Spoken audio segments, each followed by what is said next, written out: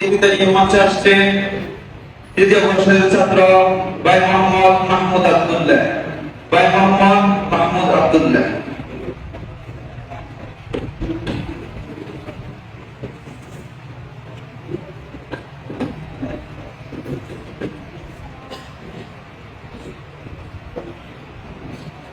السلام عليكم ورحمة الله وبركاته. الحمد لله وحده والصلاة والسلام على من لا نبي بعده. أما بعد أعوذ بالله من الشيطان الرجيم. بسم الله الرحمن الرحيم. ولله على الناس حج البيت من استطاع إليه سبيلا. وقال رسول الله صلى الله عليه وسلم: من حج البيت فلم يرفث ولم يفسق رجع كيوم ولدته أمه. صدق الله العظيم. উদ্যোগ জামিয়া আরাবিয়া আনোয়ারুর রশিদিয়া মাদ্রাসা কর্তৃক আন্নাদি আত-তাকাফি সাহিত্য ও সাংস্কৃতিক কর্নারের পক্ষ থেকে আয়োজিত আজকের এই শিক্ষা সেমিনারের সম্মানিত সভাপতি, সুদক্ষ উপস্থাপক এবং মানদণ্ড হাতে বিজ্ঞ বিচারক এবং আমার সামনে উপবিষ্ট দূর দূরান্ত থেকে আগত জ্ঞান পিপাসু প্রিয় ছাত্র ভাইরা, আমার পক্ষ থেকে আপনাদের সকলকে জানাই আন্তরিক মোবারকবাদ। আমার আজকে আলোচনার বিষয়বস্তু হলো হজের প্রশান্তি সম্পর্কে। সময়ের সংক্ষিপ্ত পরিসরে কিছু আলোচনা করার চেষ্টা করবো ইনশাআল্লাহ। আলোচনা শুরু করার পূর্বে কৃতজ্ঞতা আদায় করছি মহান আল্লাহ তাআলা, যিনি আমাদের এখানে আসা বসা এবং কিছু আলোচনা করার পর শোনার তৌফিক দান করেছেন। এই জন্য সকলেই অন্তরে অন্তঃস্থল থেকে বলি আলহামদুলিল্লাহ। প্রিয় ভাইরা, আমরা মনের প্রশান্তির জন্য কত জায়গায় সফর করি। কখনো সাগরে সফর করি, কখনো নদীতে সফর করি, কখনো পাহাড়ে সফর করি, কখনো আবার মনের প্রশান্তির জন্য আমরা পার্কেও যাই। কিন্তু আমি আজকে আপনাদেরকে এমন একটা সফরের কথা বলবো যেটা শুধু শরীর দিয়ে করা যায় না, যেটা করতে হয় আত্মা দিয়ে, যেটা করতে হয় অন্তর দিয়ে, যেটা করতে হয় আবেগ দিয়ে, যেটা করতে হয় চোখের প্রস্তুত দিয়ে। সেই সফরের নাম হলো হজ। হজের প্রশান্তি এমন, যখন আপনি প্রথম দৃষ্টিতে কাবার শরীরের দিকে তাকান তখন আপনার মনে হয় এই তো আমি পৌঁছে গেছি আমার রবের কাছে। যখন আপনি ইহরাম করে লাব্বাইক আল্লাহুম্মা লাব্বাইক বলেন তখন আপনার মনে হয় আপনার সব পরিচয়, সব ব্যস্ততা আপনি পিছনে ফেলে রেখে এসেছেন। এখন আপনি একজন বান্দা, আপনার সামনে শুধু একজন রব আল্লাহ। যখন আপনি কাবার চারপাশে তাওয়াফ করতে থাকেন তখন আপনার মনে হয় আপনি তো জান্নাতের দিকে চলছেন। যখন আপনি আরাফাত ময়দানে দুই হাত তুলে রবের কাছে দোয়া করেন, আল্লাহ কত ভুল করেছি, কত ত্রুটি করেছি, তবুও ফিরে এসেছি তোমার কাছে, ওগো মাবুদ ক্ষমা করে দাও, ওগো মাবুদ ক্ষমা করে দাও। তখন আপনার গাল বেয়ে আপনার চোখ থেকে অশ্রু পড়ে। এই তো এটাই তো হৃদয়ের প্রশান্তি, এটাই তো হৃদয়ের অনুভূতি। আপনি যখন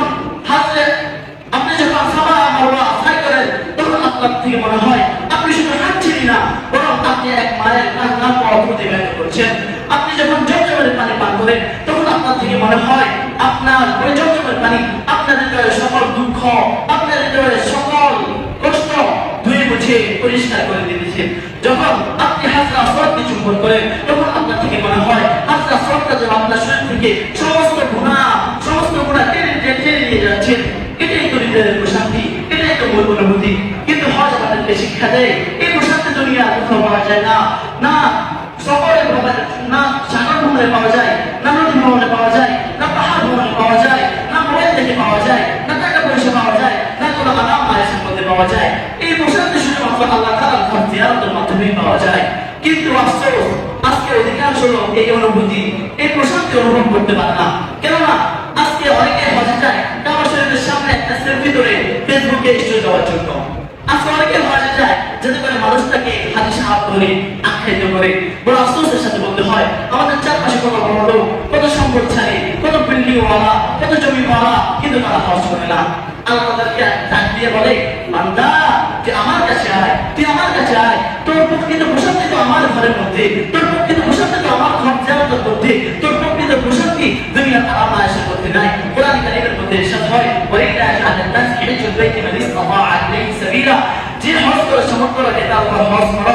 নবী সাল্লাল্লাহু আলাইহি ওয়াসাল্লাম কত সুন্দর ভাষায় বলেছেন, মান হাজ্জা লিল্লাহি বাইতা ফালাম ইয়ারফুথ ওয়ালাম ইয়াফসুক রাজা ইয়াউমি ওয়ালাদাতহু উম্মুহু। যে ব্যক্তি হজ করলো এবং অশ্লীল কথাবার্তা থেকে বিরত থাকলো সে একেবারে নবজাত শিশুর মতো ফিরে আসলো। মুহতারাম হাজিরিন, পশ্চিমা বিশ্ব কোনো কিছুকে ভয় করে না। কিন্তু তারা ভয় করে মানুষের ঈমানের শক্তিকে। হজ হলো এমন একটা ইবাদত যা মানুষের ঈমানের শক্তিকে বৃদ্ধি করে। তাই তারা আজ ক্ষিপ্ত, তারা বলে তোমরা ঘুরো, পাথর মারো, কেন? এটা আবার কিসের পাগলামি? আমরা বলি আমরা কাবার চারপাশে ঘুরি রবের গোলামের প্রতীক হয়ে। আমরা পাথরের শরীর শয়তানের মুখে বিদ্রোহ ছুড়ে দিতেন।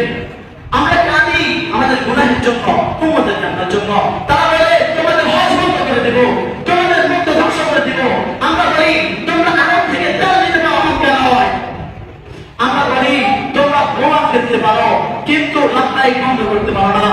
তারা ভয় করে ইহরামের কাপড়কে, কেননা ইহরাম করো একটা পোশাক নয়।